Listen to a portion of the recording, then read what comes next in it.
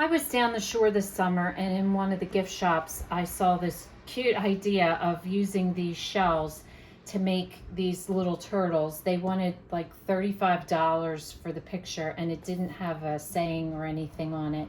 So I decided to come home and make my own. So today I'm going to show you how to make these cute little turtles in a shadow box for your house. So today, what you're going to need is a shadow box. Now, I had this box.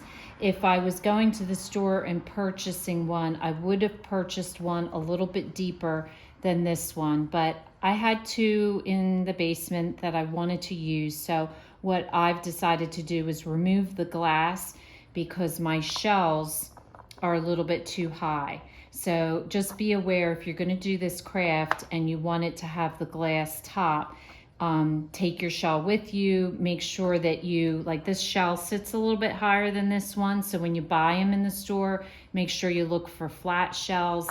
But even this one was a little bit too high. So I'm just doing mine without the glass, and I think it looks just as nice. So you want a shadow box. You want two shells.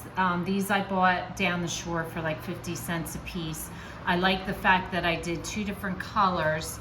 And then I found on the beach some stones, and I bought my shells first so that my stones I could get to kind of match the shells. So for this one, I found some more pinky type stones, and for this one, white. So 4 of these are going to be for their feet, and 1 is going to be for the head. So you notice the one's a little bit bigger than the others.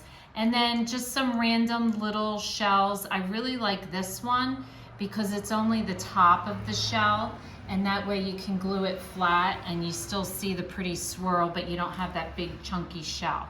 So then you need a piece of paper for your background. I had this real pretty watermarked blue paper. You could do a green, you could do any color you want. I really like the blue. And then I'm gonna put a saying on my picture, and the saying I'm gonna say is go with the flow. So what I did was I went on my computer and I printed out 3 different types of writing that I liked. I decided to go with this one. I like this one the best. My writing is terrible, so I'm gonna use this as a stencil, and I'm gonna write go with the flow onto the background. So I've removed the back of my picture, and that's what I'm going to use to stencil to cut out my my background so that it's the exact size.